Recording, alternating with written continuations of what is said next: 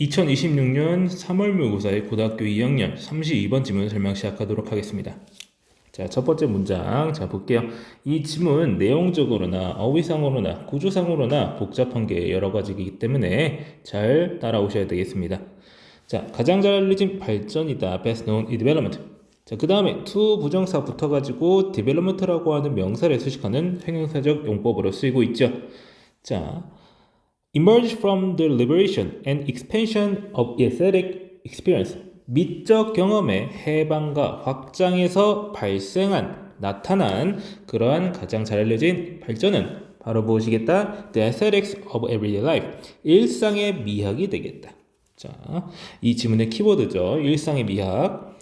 Although, 비록 there is presently a flowering of work on everyday aesthetics. 자, 일상 속 미학의 활발한 연구가 현재 이루어지고 있으나 the possibility of aesthetic gratification in ordinary objects and events. 자, 일반적 물체와 사건 속에서의 미적 만족감의 가능성은 오랫동안 어떻게 됐어요? 인식되어 왔어요 라고 해가지고 자, 현재 완료에다가 BPP 형태 합쳐져 있죠. 오랫동안 인식되어 왔다고요. 뭐 할지라도 even if degraded and dismissed by prevalent philosophical theory. 자, degrade는 이제 격화되다 이렇게 해석할 수 있겠고 dismissed는 무시받다. 여기 보시면은 현재 이제 even if라고 하는 접속사 뒤쪽에 주어가 없이 과거분사 나온 거 보니까 주어만 사라지고 접속사는 남아있는 과거 분사구문으로 볼 수가 있겠네요.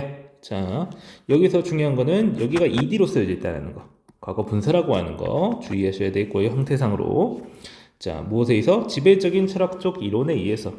여기서 지배적인 철학적 이론이라고 하는 것이 정확히 무엇인지는 언급이 되어 있지는 않지만 아마 이제 1950년대, 50년대 이후로 이루어진 여러 철학적 기조들을 생각을 해본다면은 그 철학이 특히 일상의 미학 같은 것에 그다지 이제 관심이 없었을 게 분명한 것 같습니다. 그때 이후로 이제 사람들이 뭐 일상에 대한 어떤 아름다움 같은 거를 철학적으로 따지진 않았을 것 같고요. 뭐 일상의 아름다움을 그때 철학적 기조가 뭐 부정했다라기보다는 딱히 관심이 없었을 겁니다. 시기가 시기인자라 전쟁 끝나고 얼마 안 돼가지고 이제 그때부터는 이제 일상의 미학 같은 거는 철학적으로는 접근은 안 했을 거예요. 그래서 뒤에서 얘기가 나오는데 자, widely valued by poets, especially romantic poets and those in Asian traditions. 자, 널리 가치를 인정받았어요. 여기 가치격이다라고 하는 value가 자, 수동태, 그러니까 수동태가 아니라 과거분사 구문으로 쓰이고 있다는 거 잘 알아두시고 자, 시인, 특히 낭만 시인 내지는 아시아 전통 시인 같은 사람들한테서 널리 인정을 받았는데 자, the aesthetic in everyday situation, 일상 속 상황에서의 미적인 것이라고 하는 것이 또한 소설가들에게도 인정을 받아왔다고요.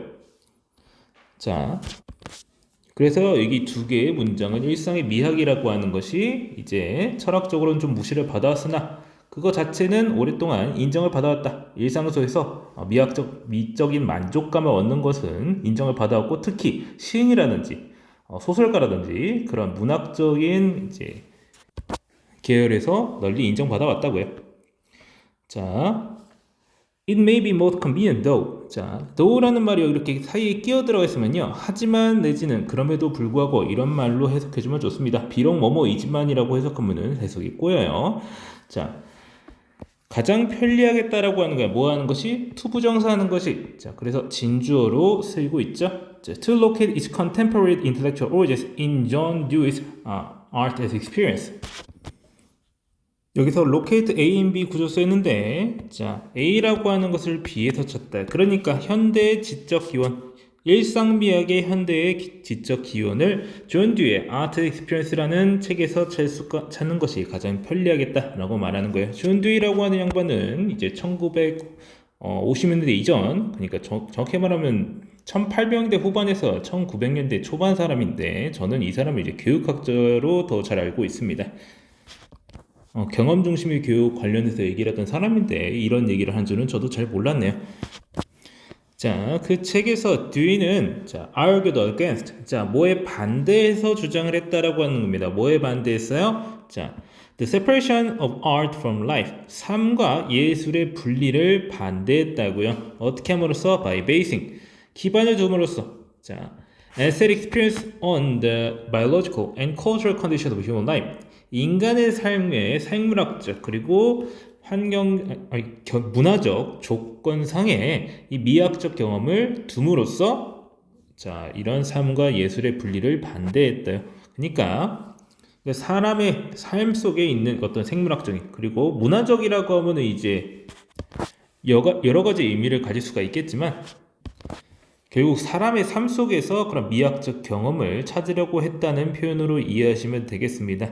자, 그 뒤에서 더 자세하게 나오는데, 자, he located aesthetic. 자, 미적인 것을 어디가 아니라 낫법 구조 쓰고 있어요. 어디가 아니라 어디에서 찾으려고 했다라고 하는 거예요. 자, uninternalized awareness of sensation and feeling. 자, 내면화된 감각과 감정의 인식에서 찾는 것이 아니라 a complete interpenetration of self and the world of object and event. 자, 완전한 상호 침투이다. 여기 penetration, 침투라는 뜻이에요. 상호 침투입니다.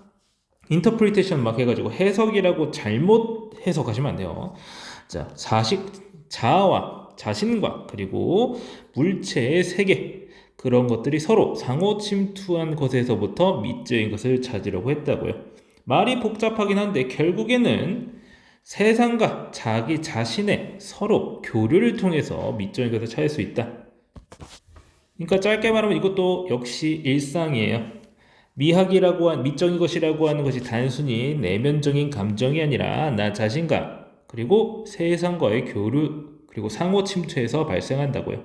나 자신과 그리고 세상이 서로 상호 침투할 때 발생하는 것이 일상이라고 할 수가 있죠. 단순한 이제 세상이라고 하는 나 이외의 세계도 아니고 나 자신만이 있는 것이 아니라 서로 침투한 것. 그게 바로 일상이지 않을까요? 자, 그래서 마지막으로 더 나아가 further. Dewey maintain. Dewey는 주장을 했어요.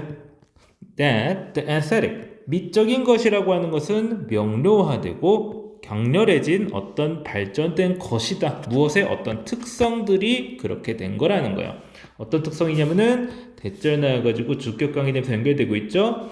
belong to every normally complete experience. 일상적으로 완전한 그런 모든 경험들에 속하는 특성이 명확해지고 강력해진 그런 발전 형태다라고 말하고 있습니다. 얘도 마찬가지요. 말이 계속 달라지지만 결국에 이 일상적으로 완전한 경험이라고 하는 것은 결국 일상을 말을 하는 겁니다. 일상 속에서 나타나는 그러한 특성들이 명확하게 나타나고 강력하게 나타나는 것이 바로 미학이겠다, 미적인 것이겠다라고 말을 하고 있네요. 그래서 자, 일상 미학이 뭐냐? 자아와 세계의 상호 침투를 통해서 나타나는 그런 경험의 확장이겠다. 이런 식으로 이 글 전반에 나타난 핵심어들을 모아서 주제를 정리할 수가 있겠네요.